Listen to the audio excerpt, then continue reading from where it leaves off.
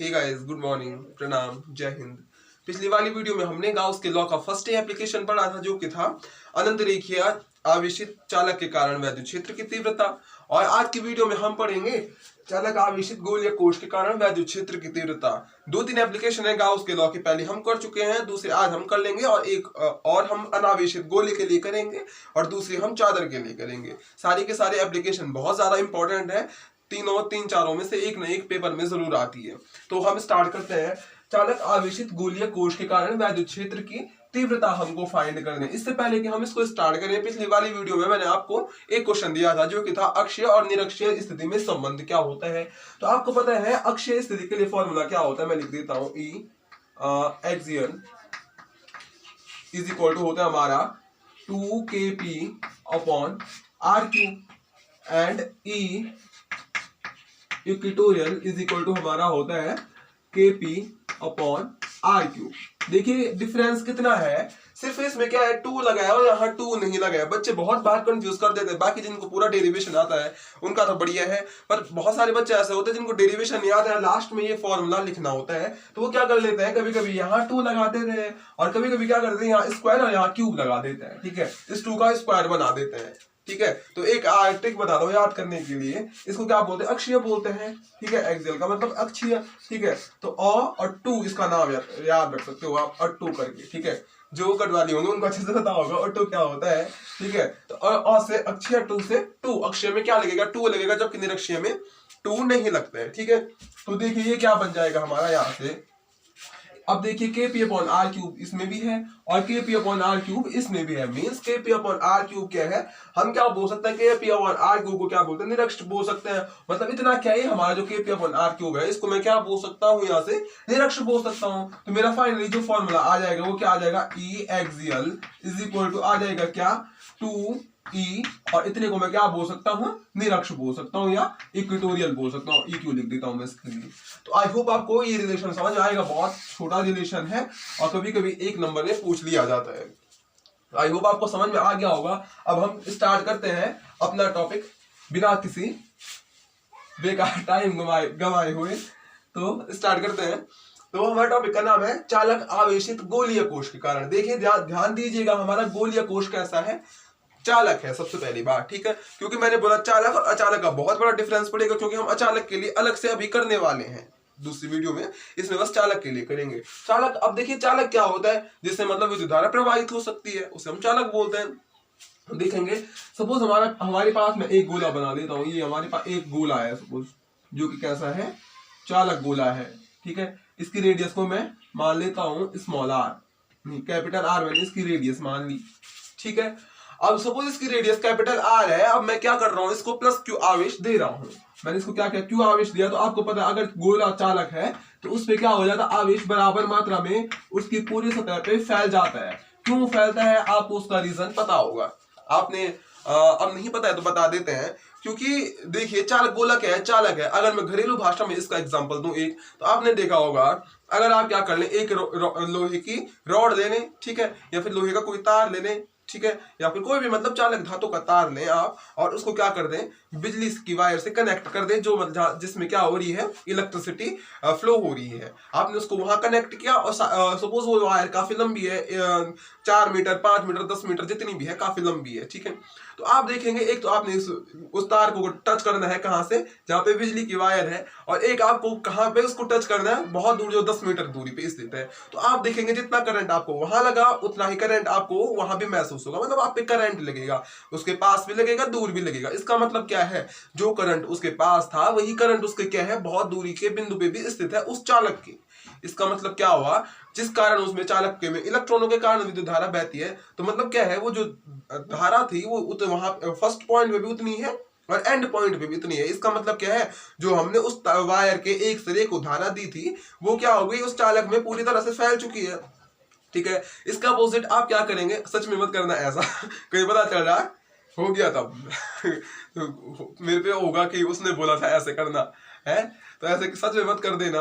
वैसे भी प्रैक्टिकल करने वाले हैं आप लोग बहुत, ठीक है। दूसरा हम क्या करते हैं, एक लकड़ी का टुकड़ा लें जो कि बहुत लंबा हो, वो भी जो कि सूखा हो, मीन्स लकड़ी एग्जांपल दे रहा हूं, वरना आप कोई भी एक वो ले सकते हैं, इंसुलेटर या एक अचानक चीज ले सकते हैं जिसमें विद्युत धारा का प्रवाह नहीं होता है। तो आप क्या करेंगे, उसको क्या करेंगे, वायर से कनेक्ट करेंगे, फिर दूर भी देखेंगे उस पर आपका करंट फ्लो नहीं होगा। इसका मतलब क्या है कि उसमें जो अचानक होता है उसमें करंट फ्लो नहीं होता है। इसका मतलब हमने उसको जहां पे आवेश दिया वो आवेश वहीं पे रहता है, वो दूसरे बिंदु पे नहीं फैलता है। डिफरेंस समझिए, ठीक है। अब हम इसको फिजिक्स की भाषा में समझते हैं, इलेक्ट्रोस्टैटिक के टर्म्स में समझे अगर इसको, ये तो हमारे घरेलू भाषा का एग्जांपल हुआ, ठीक है। फिजिक्स के टर्म्स में समझेंगे, सपोज हमारे पास एक ही गोला है, ठीक है, इसको मैं क्या कर देता हूं, प्लस क्यू आवेश दे रहा हूं, तो मींस क्या है, इसके अंदर क्या हो जाएगा, प्लस क्यू आवेश फैल जाएगा। अभी प्लस क्यू आवेश में देखिए, मैंने आपको पहले भी बताया था, पहली वीडियोस में, शायद गाउस के लॉ वाली वीडियो में, कूलॉम के लॉ वाली में आपको बताया था कि जब आपके पास क्या होते हैं, समान आवेशित होते हैं, ठीक है, जिसको हम क्या बोलते हैं, सजातीय आवेश बोलते हैं, और दूसरा होता है विजातीय आवेश। मतलब सजातीय का मतलब जब दोनों आवेश समान है, या वो प्लस प्लस है या माइनस माइनस है, और विजातीय का मतलब जब वो क्या है, एक दूसरे के अपोजिट है। तो जब सजातीय होते हैं तो उनमें क्या होता है, प्रतिकर्षण होता है, जबकि जब विजातीय होते हैं उनमें आकर्षण होता है, ठीक है। तो जब इनमें प्रतिकर्षण होगा, देखो हम इन आवेशों को एक दूसरे के पास ला रहे हैं, तो ऑब्वियसली इनमें क्या होगा, प्रतिकर्षण होगा। तो ये वाला इसको प्रतिकर्षित करेगा, और ये भी इसको प्रतिकर्षित करेगा, ये इसको करेगा, ये इसको करेगा, ये इसको करेगा, ये इसको करेगा, ये इसको भी कर सकता है, ठीक है, ये इसको कर सकता है, ये इसको कर सकता है। मतलब सब में क्या हो रहा है, आपस में प्रतिकर्षण बल लग रहा है। और प्रतिकर्षण का मतलब क्या होता है, वो क्या कर रहे हैं, एक दूसरे को दूर धकेलने की कोशिश कर रहे हैं, ठीक है, वो एक दूसरे को दूर धकेल रहे हैं, इसने इसको धकेला, इसने इसको धकेला। अब ये आवेश क्या करेंगे, ऐसी कंडीशन में जाना चाहेंगे जहां पे ये क्या हो जाए, एक दूसरे से मतलब एक निश्चित दूरी मेंटेन कर ले, ठीक है, जहां पे मतलब इनके बीच में प्रतिकर्षण बल कम लगे। अब लगेगा तो उसने लगना तो है ही, इतना बड़ा मतलब गोले में आवेश भरे हैं आपने, सजातीय आवेश उसने लगना ही है, पर अब वो कोशिश क्या करेगा, वो ऐसी स्थिति में चला जाए जहां पे प्रतिकर्षण बल कम लगे, कम से कम लगे। और वो कब लगेगा, जब उनके बीच क्या होगी, दूरी मेंटेन होगी, मतलब एक निश्चित दूरी जहां पे वो मतलब ज्यादा से ज्यादा दूरी मेंटेन कर सकते हैं आपस में, वो वहां पे जाने की कोशिश कर सकते हैं। और ज्यादा से ज्यादा दूरी मेंटेन वो कहां पे करते हैं, उसके सतह पे करते हैं, क्योंकि सतह से बाहर तो वो जा भी नहीं सकते है ना, ठीक है, सतह से बाहर तो अभी जा भी नहीं सकते हैं, बाहर वो अलग बात है, बाद में आप पढ़ेंगे जाते हैं नहीं जाते हैं, वो बाद का मैटर है। पर इसमें अभी सतह से बाहर तो जाएंगे नहीं, सतह पे उनमें क्या हो रही है, एक निश्चित दूरी मेंटेन हो रही है, बाकी अंदर तो उनमें वो पास पास ही है। तो इसलिए क्या हो जाता है, ये सारा आवेश अंदर से क्या हो जाता है, सतह पे आकर के फैल जाता है, ठीक है। आई होप आपको ये कॉन्सेप्ट समझ में आ गया होगा कि क्यों ऐसा होता है, ठीक है, जबकि अचानक में ऐसा नहीं होता है। ओके, तो अब देखिए हमने क्या कर दिया, इसको आवेश दे दिया। अब मैं क्या कर लेता हूँ, विद्युत क्षेत्र निकालना है, तो मैं क्या कर लेता हूँ, इससे बाहर एक पी बिंदु मान लेता हूँ जहां पे मुझे विद्युत क्षेत्र या विद्युत क्षेत्र की तीव्रता निकालनी है। मैं इस गोले के केंद्र से और इस पी बिंदु की डिस्टेंस को मान लेता हूँ स्मॉल आर। अब मैं क्या कर लेता हूँ, इस पी बिंदु से एक गाउसियन पृष्ठ का निर्माण कर लेता हूँ। मैंने एक गाउसियन पृष्ठ ड्रॉ कर लिया। अब क्या हो जाएगा, जब इसके गाउसियन पृष्ठ बना दिया, अब देखिए गाउसियन पृष्ठ बहुत बड़ा है। तो मैंने आपको पहले भी बताया था, जब आपके पास क्या होता है, पृष्ठ बड़ा होता है, तो उस कंडीशन में हमको क्या करना होता है, उस पे क्या ले लेते हैं, हम एक अल्पांश लेते हैं, ठीक है। हम क्या कर देंगे, इस गाउसियन पृष्ठ पे मैं क्या कर लूंगा, एक यहाँ पे छोटा सा अल्पांश ले लूंगा। तो मैंने क्या कर दिया, एक यहाँ पे एक अल्पांश, जिसको हम एरिया एलिमेंट और क्षेत्रफल अवयव के नाम से भी जानते हैं। अल्पांश लेने का मतलब क्या है, मैंने इसको क्या कर दिया, इतने ही, जो ये पूरा गाउसियन पृष्ठ था ना, मैंने इसको क्या कर दिया, इतने ही छोटे छोटे छोटे छोटे छोटे छोटे भागों में तोड़ दिया है, ठीक है। अब क्या हो जाएगा, अब मैं क्या करूंगा, पहले इसके लिए निकालूंगा वैद्युत क्षेत्र की, इससे कितना वैद्युत क्षेत्र जाएगा, उसके बाद मैं क्या कर लूंगा, इस पूरे के लिए निकाल दूंगा। तब एक के लिए पता चल जाएगा तो पूरे के लिए पता चल जाएगा उसके कारण।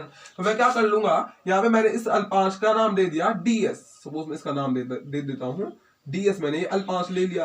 अब देखिए इस ds की डायरेक्शन कहाँ होगी, ऑब्वियसली लंबवत बाहर की ओर होगी, पहले भी पढ़ा है। और जो यहाँ पे e होगा, e की डायरेक्शन कहाँ होगी, ये आप बताएंगे, ये हम बोल नहीं सकते हैं क्योंकि आप तो यहाँ पे है नहीं, आप कैसे बता सकते हैं, हमें ये बताना पड़ेगा मजबूरी में, है। तो ये क्या हो जाएगा, पॉजिटिव आवेश है, धनावेश है। और आपको पता है धनावेश के कारण क्या होता है, विद्युत क्षेत्र हमेशा बाहर की ओर होता है, धनावेश से बाहर की ओर ज्यादा, पहले ही बताया था। और ऋणावेश से क्या होता है, अनंत से ऋणावेश की ओर आता है। तो यहाँ पे क्या हो जाएगा, ये विद्युत क्षेत्र जो होगा वो भी बाहर की ओर जाएगा, तो ई की डायरेक्शन भी क्या होगी, हमारी बाहर की ओर होगी। आई होप आपको इतना दो चीजें यहाँ पे समझ में आ गई होंगी। अब यहाँ पे देखिए, अब एक चीज हो कि क्या, यहाँ पे थीटा कितने का बनेगा हमारा, हमारा एंगल होगा या थीटा होगा वो कितने डिग्री का बनेगा? ऑब्वियसली कितने का बनेगा? 0 का बनेगा। क्यों बनेगा 0 का? मैं शायद पिछली 2-3 वीडियोस में लगातार बताते आ रहा हूं क्यों बनेगा, कब कौन सा थीटा बनता है, कब कौन सा कोण बनता है। तो आई होप इसमें इसको डिस्कस करने की जरूरत है नहीं, क्योंकि देखिए दोनों के डायरेक्शन सेम है, तो 0 ही का बनना है उसमें। ओके, अब देखिए अब क्या करेंगे, यहाँ पे फ्लक्स निकालेंगे। अब हम एक बार फ्लक्स निकालेंगे कहां से? डेफिनेशन से, जो फॉर्मूला होता है फ्लक्स का। और एक बार हम फ्लक्स निकालेंगे गाउस की प्रमेय से, क्योंकि आपको पता है गाउस की प्रमेय से भी हम क्या करते हैं? फ्लक्स ही फाइंड करते हैं। ठीक है, फ्लक्स का मतलब क्या होता है? जो आपके पास जो क्षेत्र है ना, उससे जाने वाली विद्युत क्षेत्र रेखाओं की संख्या ही फ्लक्स होता है, अगर मैं शॉर्ट फॉर्म में बोलूं, बिल्कुल शॉर्ट फॉर्म में। ठीक है, तो अब हम निकालते हैं। आपको पता है, पहले मैं निकाल रहा हूं परिभाषा से क्या हो जाएगा? देखिए फ्लक्स का फॉर्मूला होता है फाई इज इक्वल टू क्या हो जाएगा? मैं इसको डी फाई मान लेता हूं। ठीक है, डी फाई मान रहा हूं मैं इसको। डी फाई क्यों मान रहा हूं? क्योंकि मैं क्या कर रहा हूं, इस अल्पांश के लिए निकाल रहा हूं, जो हमने ये धारा अवयव ये क्षेत्रफल अवयव लिया है, हम इसके लिए निकाल रहे हैं। ठीक है, तो D phi is equal to क्या हो जाएगा? Circular integration of E D S. देखिए डी एस भी होता है, डी ए भी होता है, डेल्टा ए भी होता है, डेल्टा एस भी होता है। ठीक है, तो आपकी बुक में जो होगा या फिर आपको जिसमें अच्छा महसूस हो जिसके साथ आपको फील आए, उसको आप लिख सकते हैं। ठीक है, जिससे आप लिखेंगे तो आप उसी से, जिससे कि आपके प्रेमी का नाम आ रहा हो, नाम स्टार्ट हो रहा होगा, जिससे हो रहा होगा उससे लिख सकता है। ठीक है, और उसको पूरे डेरिवेशन में फिर वही रखना पड़ेगा। अगर ए लिखता है तो ए रखना पड़ेगा, एस लिखता है तो एस ही लिखना पड़ेगा। ठीक है, तो ये क्या हो जाएगा? हमारा ई डॉट डी एस हो जाएगा। ठीक है, अब देखिए इसको मैं खोलूंगा तो ये क्या हो जाएगा? Integration of E D S dot product है, डॉट प्रोडक्ट के साथ आता है कॉस थीटा। आपको पता है डॉट प्रोडक्ट के साथ कॉस थीटा आता है, पहली वीडियोस में भी बता चुका हूं। डॉट प्रोडक्ट होगा तो कॉस थीटा, क्रॉस प्रोडक्ट होगा तो साइन थीटा आता है। ठीक है, अब देखिए बिकॉज थीटा इज 0, यहाँ पे हमारा थीटा कितना है? 0 है। और cos 0 की वैल्यू क्या होती है? वो होती है आपकी 1। cos 0 की वैल्यू 1 होती है। तो यहां से देखिए फॉर्मूला क्या बन गया? Integration of E D S into 1 हो जाएगा। मैं लिख देता हूं ई डॉट डॉट तो नहीं आएगा, ई डी एस इंटू 1, और ई डी एस 1 सा ई डी एस हो जाएगा, तो ये 1 लिखने की जरूरत है नहीं। तो फाइनली हमारे पास ये आ गया। अब एक चीज और देखिए, यहाँ पे देखिए ई जो है हमारा, ई का मतलब क्या है? वैद्युत क्षेत्र। वो हमारा क्या होगा? कांस्टेंट होगा। कांस्टेंट क्यों होगा? क्योंकि ई क्या है? इस धनावेश के द्वारा उत्पन्न हो रहा है, और हमने उसको क्या किया? केवल धनावेश दिया है जो कि उसके पूरी सतह पे बराबर मात्रा में फैल रखा है। तो अगर वो बराबर मात्रा में फैल रखा है तो हर एक बिंदु पे बराबर उससे क्या होंगे? वैद्युत क्षेत्र रेखाएं या वैद्युत क्षेत्र उससे गुजरेगा।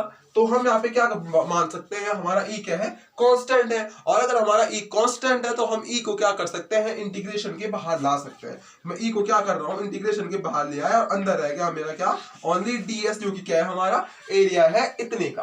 ठीक है, इस छोटे से डीएस का एरिया है जो हमारा, वो क्या? हमारा डीएस है। ठीक है, हमारा जो छोटा सा है, हमने एरिया एलिमेंट लिया है। ओके, अब क्या करते हैं? अब ये तो हो गया हमारे एक छोटे से डीएस के, हमारे एक छोटे से भाग के लिए। अब मैं क्या करता हूं? इस पूरे वृत्त के लिए निकालता हूं। ठीक है, तो इतना पूरा वृत्त है कि पूरे वृत्त से कितना हमारा गुजरेगा वैद्युत क्षेत्र या विद्युत क्षेत्र रेखाएं कितनी गुजरेगी। ठीक है, तो उसके लिए हम क्या कर देंगे? इस पूरे जो वृत्त है या गाउसियन पृष्ठ जो हमारा बना है, बाहर वाला क्या है? आपको समझ में आ रहा होगा, बाहर वाला है हमारा गाउसियन पृष्ठ। गाउसियन पृष्ठ, जबकि अंदर वाला क्या? हमारा चालक गोला है। ओके, तो अब क्या हो जाएगा? E इज इक्वल टू क्या हो जाएगा? यहाँ पे देखिए इंटीग्रेशन ds को मैं क्या लिख सकता हूँ? जो इस विद्युत, इस पूरे क्या है? इस गोले का क्षेत्रफल है, और वो क्या होता है आपका?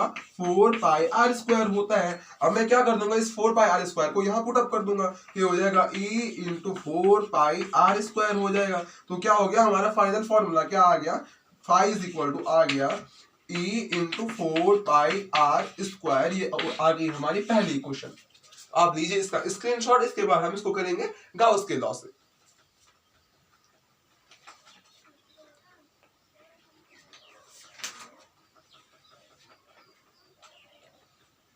ओके, अब इसको गाउस के लॉ से करते हैं। तो गाउस के लॉ से देखिए क्या हो जाएगा? फाइनल फॉर्मूला आया हमारे इसके लिए, E phi is equal to E क्या था? Phi is equal to E into 4 pi are square.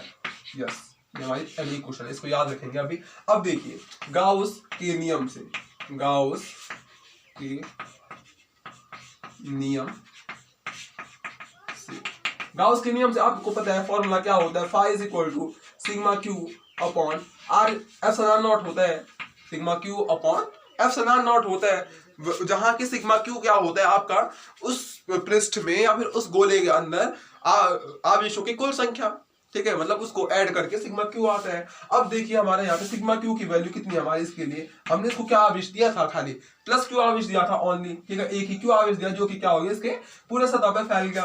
तो हमारी सिग्मा क्यू की वैल्यू क्या है, क्यू है, इसलिए हम लिख सकते हैं phi is equal to Q upon epsilon naught हो गया। ये मान लो आप अपनी दूसरी क्वेश्चन। अब देखिए समीकरण 1 व 2 से क्या हो जाएगा, समीकरण 1 व 2 से क्या हो जाएगा, इसका दायां पक्ष क्या है, E into 4 pi are square is equal to इसका दायां पक्ष Q अपॉन एप्सिलॉन नॉट। अब देखिए मेरे को तो E निकालना था, विद्युत क्षेत्र निकालना है, कारण विद्युत क्षेत्र निकालना है, ठीक है, E निकालना है तो E को अलग कर दूंगा मैं, और ये क्या हो जाएगा, इस 4 पाई एप्सिलॉन नॉट जाएगा कहाँ, इसके हर में जाएगा 4 pi are square into epsilon naught, ठीक है, क्यों जाएगा हर में, देखिए इसका हर कुछ नहीं है, इसका मैं 1 मान लूंगा, क्यू 1 सा क्यू हो गया और 4 पाई आर स्क्वायर का हो गया मल्टीप्लाई एप्सिलॉन नॉट के साथ क्रॉस मल्टीप्लाई में, ठीक है।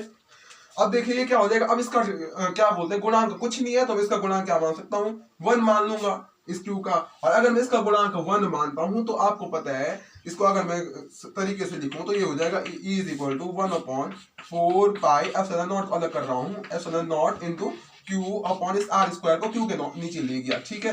तो यहाँ से देखिए मेरा क्या हो जाएगा, ये E is equal to 1 upon 4 pi epsilon naught को हम क्या बोलते हैं, के बोलते हैं, ठीक है, क्योंकि के की वैल्यू होती है, तो ये क्या हो जाएगा के क्यू अपॉन आर स्क्वायर। ये आ गया हमारा इसके लिए फाइनल फॉर्मूला। ये वाले हमारा किस कंडीशन के लिए था, जब हमारा पी बिंदु देखिए इस गोले से बाहर स्थित है, ये वाला हम इसके लिए पहली स्थिति हम मान सकते हैं, पहली स्थिति जब पी बिंदु गोले के बाहर स्थित हो,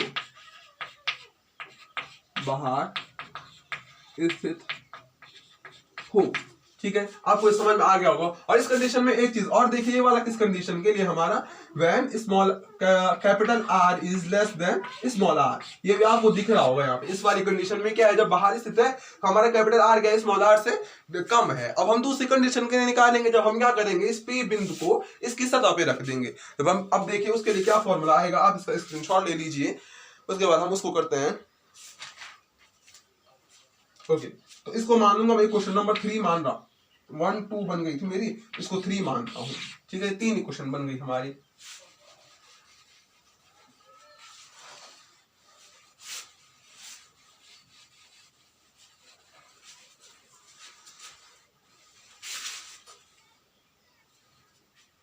अब देखिए, अब पहले निकाली गाउस के लॉ से, सॉरी पहले निकाली इसके बाहर स्थित, अब निकालूंगा मैं इसके जब पी बिंदु गोले की सतह पर स्थित हो। ओके, जब पी बिंदु क्या है, हम गोले की अब सतह पे ला रहे हैं, मैं इसके लिए एक अलग से डायग्राम बना देता हूं।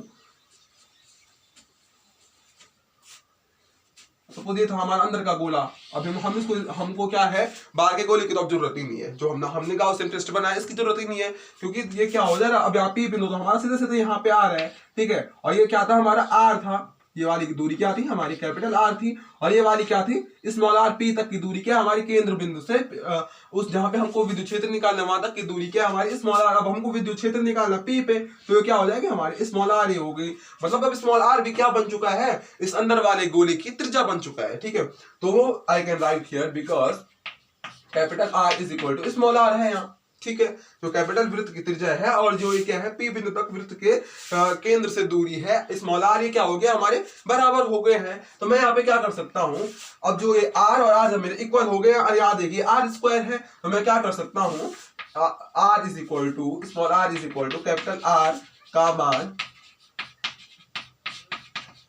समीकरण 3 में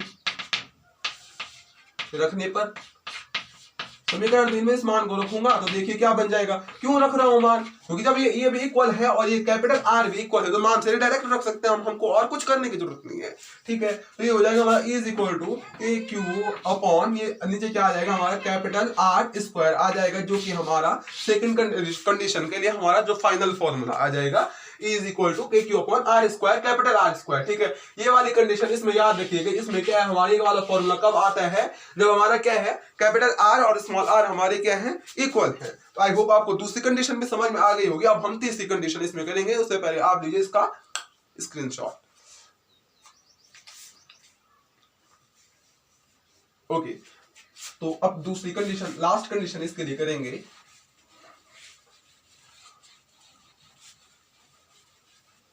जब P बिंदु गोले के अंदर स्थित हो, जब P बिंदु गोले के अंदर स्थित हो, जब P बिंदु गोले के अंदर स्थित होगा। अब तो फिर यहां से इस गाउसियन पृष्ठ का मैं इसको मिटा दे रहा हूं क्योंकि अब हमको इसकी जरूरत पड़नी नहीं है। अब P बिंदु को क्या कर रहे हैं हम, अब तो हमारा ये R भी खत्म हो जाएगा क्योंकि अब मैं क्या कर रहा हूं P बिंदु को सपोज मैं यहां पे रख रहा हूं। ठीक है, तो ये हो जाएगी हमारी ये वाला R। ठीक है, अब ये क्या हो गया है, आज जो स्मॉल आर था इस वाली कंडीशन में देखिए क्या हो गया है, जो स्मॉल आर था वो छोटा हो गया किससे, कैपिटल आर से। ठीक है, जो स्मॉल आर था हमारे जो क्या थी वृत्त के केंद्र से और पी बिंदु तक की दूरी थी वो क्या हो गई, अब इसकी रेडियस से भी कम हो गया है। और अगर इसकी रेडियस से कम हो रहा है तो अब हमको पता है गाउस के लॉ से फॉर्मूला क्या होता है, phi is equal to sigma Q upon R square. Okay, अब देखिए यहाँ पे क्या है हमारे इसके अंदर कोई आवेश दिख रहा है आपको, दिख रहा है तो मतलब चश्मे लगाने की जरूरत है आपको। ठीक है, इसके अंदर कोई भी आवेश है नहीं। ठीक है, क्योंकि ये आवेश क्या हो गया पूरा इसकी सतह पे फैल गया है। ठीक है, अंदर कोई आवेश नहीं है, अंदर कोई आवेश नहीं है तो कोई विद्युत क्षेत्र भी उत्पन्न नहीं होगा, क्योंकि विद्युत क्षेत्र क्या होता है किसके द्वारा उत्पन्न होता है, किसी ना किसी आवेश के द्वारा उत्पन्न होता है। तो जब आवेश ही खत्म कर दिया तो अरे भाई अब विद्युत क्षेत्र कहां से उत्पन्न होगा। ठीक है, तो यहां से क्या हो गया, अगर हमने आवेश खत्म कर दिया विद्युत क्षेत्र खत्म हो गया, विद्युत क्षेत्र खत्म हो गया तो ये वाला टर्म्स नहीं आएगा। ठीक है, मैं यहाँ पे लिख रहा हूँ because sigma Q is equal to 0, then हमारा E इज इक्वल टू क्या हो जाएगा 0 हो जाएगा। सिग्मा क्यू भी हो गया हमारा 0 और E भी हो गया हमारा 0, और सिग्मा क्यू और E जब हमारा दोनों ही 0 हो गया तो ये हमारा एप्सिलॉन नॉट की वैल्यू क्या आ जाएगी, एप्सिलॉन इज इक्वल टू आ जाएगा हमारा सीधे सीधे क्या 0। ठीक है, ये 0 बन जाएगा ना। दूसरा देखिए अगर आप परिभाषा से भी निकालते हो, परिभाषा ये तो हो गया हमारे गाउस के लॉ से, परिभाषा से क्या होता है आपका क्या होता है phi is equal to EDS cos theta होता है, ईडीएस कॉस थीटा होता है। कॉस थीटा की तो कोई जरूरत है यहाँ पे। ठीक है, ई तो 0 हो गया सीधे सीधे। ठीक है, कॉस थीटा तो है ही नहीं इसमें, कॉस थीटा एंगल तो बन नहीं रहा है ना, चलो एंगल बन भी रहा है तो एंगल का तो काम क्या करना है हमने यहाँ पे, हमको तो इससे मतलब है अभी। ठीक है, ई हो गया 0, ये सीधे से कितना हो जाएगा यहाँ से भी फाई इज इक्वल टू 0। ठीक है, हम बोल सकते हैं जब क्या होता है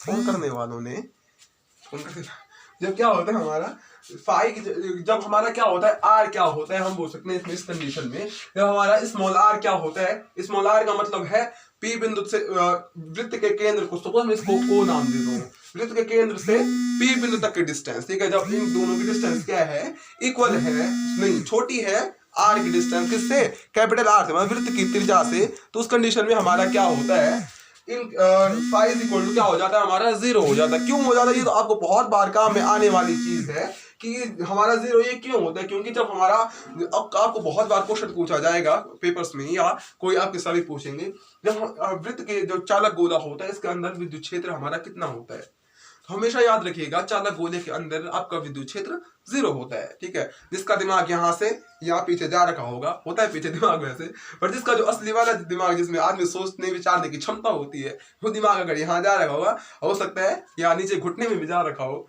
वही बोलेगा यहाँ अंदर कुछ ना कोई विद्युत क्षेत्र होता है। अदरवाइज जो जिसका दिमाग सही होगा सही सलामत होगा वो बोलेगा किसी चालक गोले के अंदर विद्युत क्षेत्र 0 होता है, और उसके अंदर क्योंकि आवेश भी क्या होता है 0 होता है। तो आई होप आपको ये वीडियो अच्छी लगी होगी। वीडियो अच्छी लगी हो तो प्लीज लाइक करिए, कमेंट करिए और चैनल को सब्सक्राइब जरूर करिए। फिर से अगर आपको वो चाहिए हैं, नोट्स चाहिए हैं, चाहे फिजिक्स के हों, केमिस्ट्री के हों, बायो के हों, या फिर क्लास 10th मैथ्स के हों, साइंस के हों, आप हमें व्हाट्सअप करिए, फेसबुक करिए। फेसबुक पे हमारी सेम यही आईडी है, जो चैनल का नाम है प्रकाश बैरवान नाम से, ठीक है। तो आप हमको फेसबुक कर सकते हैं, हम आपको जरूर नोट्स प्रोवाइड करवाएंगे। और जो टॉपिक आपको टफ लगते हैं तो उनके बारे में जरूर बताइए, उनके बारे में भी आपको हेल्प जरूर करेंगे। इसी के साथ थैंक यू।